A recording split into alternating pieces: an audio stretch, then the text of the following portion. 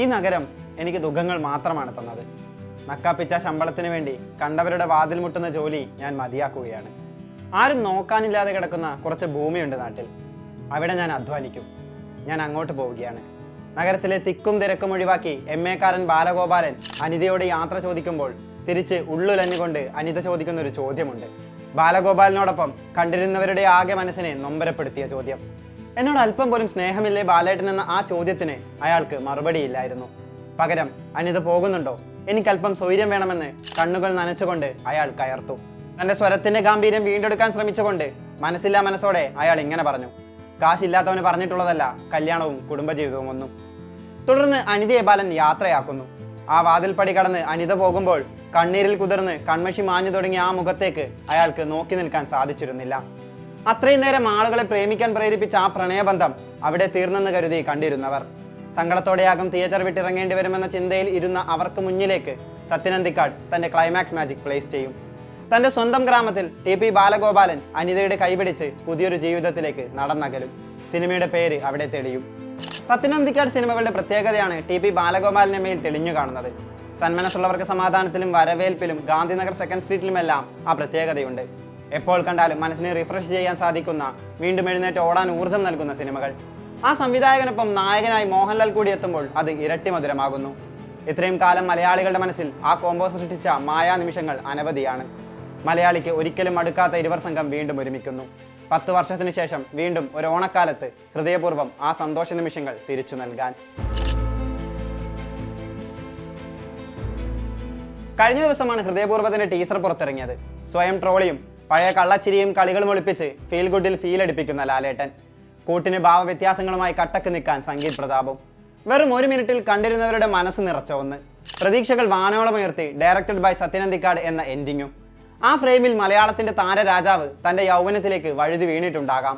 നമ്മളും അതിനോടൊപ്പം സഞ്ചരിച്ചിട്ടുണ്ടാവാം. ബാലഗോപാലനും സേതുവും ഗോപാലകൃഷ്ണ പണിക്കരും ദാസനുമെല്ലാം മനസ്സിൽ വന്നു പോയിട്ടുണ്ടാകാം. കാരണം അവരെല്ലാവരും മലയാളിയുടെ ജീവിത യാഥാർത്ഥ്യങ്ങളാണ്. Realistic relatable characters. Feel good കോമഡിയിൽ നിന്ന് ത്രൂ ഔട്ട് കോമഡിയിലേക്ക് അവർ ട്രാക്ക് മാറ്റിയപ്പോൾ ഐക്കോണിക് ദാസനും വിജയനും നമ്മുടെ മുൻപിലെത്തി. നാടോടിക്കാറ്റും പട്ടണപ്രവേശവും ചിരിയുടെ മാലപ്പടക്കം തീർത്തു. സത്യൻ അന്തിക്കാട് ഫ്രെയിമിൽ മോഹൻലാൽ മീശ പിരിച്ചെത്തിയപ്പോൾ പിൽക്കാലത്ത് ആ സിനിമയ്ക്കും കൾട്ട് ഫാൻ ബേസ് രൂപപ്പെട്ടു. അങ്ങനെ വിരലുകൾ കൊണ്ട് എണ്ണിത്തീർക്കാൻ സാധിക്കാത്തത്ര സിനിമകൾ ഇരുവരും ഒന്നിച്ചു ചെയ്തു.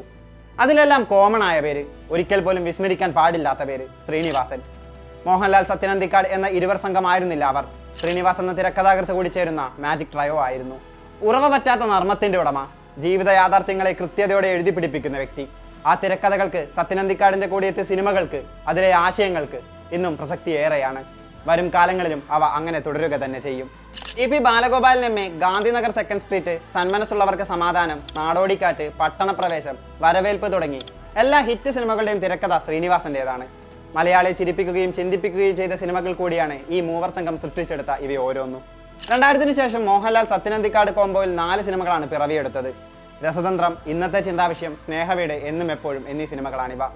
ഇതിൽ അവസാനമെത്തിയ എന്നും എപ്പോഴും ഒഴിച്ചു നിർത്തിയാൽ മറ്റ് 3 സിനിമകൾ നൽകുന്ന റിപ്പീറ്റ് വാല്യൂ വലുതാണ്. രസതന്ത്രം കണ്ടവരെ കരയിപ്പിക്കുന്ന മറ്റൊരു സത്യൻ അന്തിക്കാട് മാജിക്കായി മാറി. രസതന്ത്രത്തിൽ അച്ഛൻ മരിച്ച സമയത്ത് താൻ കാണിച്ചത് മോഹൻലാലിന്റെ കൈയുടെ ക്ലോസപ്പാണ്. ആ കൈയിൽ കഥാപാത്രത്തിന്റെ നൊമ്പരം കാണാൻ സാധിക്കും. വർഷങ്ങൾക്കിപ്പുറം രസതന്ത്രത്തിലെ ഒരു സീനിനെ കുറിച്ച് സംവിധായകൻ ഓർക്കുന്നത് ഇപ്രകാരമാണ്. ആ നടന്ന വിസ്മയത്തിലുള്ള അയാളുടെ വിശ്വാസം കൂടിയാണ് അവിടെ പ്രകടമാകുന്നത്. അന്ന് അദ്ദേഹം പറഞ്ഞ മറ്റൊരു കാര്യം ഇതാണ്: മോഹൻലാലിനെ എൻ്റെ ക്യാമറയ്ക്ക് മുന്നിൽ അഭിനയിപ്പിക്കാൻ സാധിച്ചു എന്നത് ജീവിതത്തിലെ സൗഭാഗ്യങ്ങളിൽ ഒന്നാണ്. ഇപ്പോഴും മോഹൻലാലിനെ വെച്ച് അഭിനയിപ്പിച്ച് കൊതി തീരാത്ത സംവിധായകനാണ് ഞാൻ. ആ നടന്റെ ആരാധകനാണ്. അടി മുതൽ മുടി വരെ അഭിനയിക്കുന്ന വ്യക്തിയാണ് മോഹൻലാൽ. അദ്ദേഹത്തിന്റെ ഓരോ ചലനത്തിലും അത് കാണാൻ സാധിക്കും. മോഹൻലാലിന് അദ്ദേഹത്തിന്റെ ആരാധകർക്ക് എന്നും നല്ല ഓർമ്മകൾ മാത്രം സമ്മാനിച്ച സംവിധായകൻ. ആ കപ്പിത്താന് മുന്നിൽ വേഷങ്ങൾ പകർന്നാടിയ നായകൻ. വർഷങ്ങൾക്കിപ്പുറം അവരുടെ ഒരുമിച്ചുള്ള വരവ്. മോഹൻലാൽ പ്ലസ് സത്യൻ അന്തിക്കാട് പ്ലസ് ഓണം എന്ന സമവാക്യത്തിന് ഉത്തരമായി മറ്റൊരു വിജയം അവിടെ സംഭവിക്കട്ടെ എന്ന് പ്രതീക്ഷിക്കാം.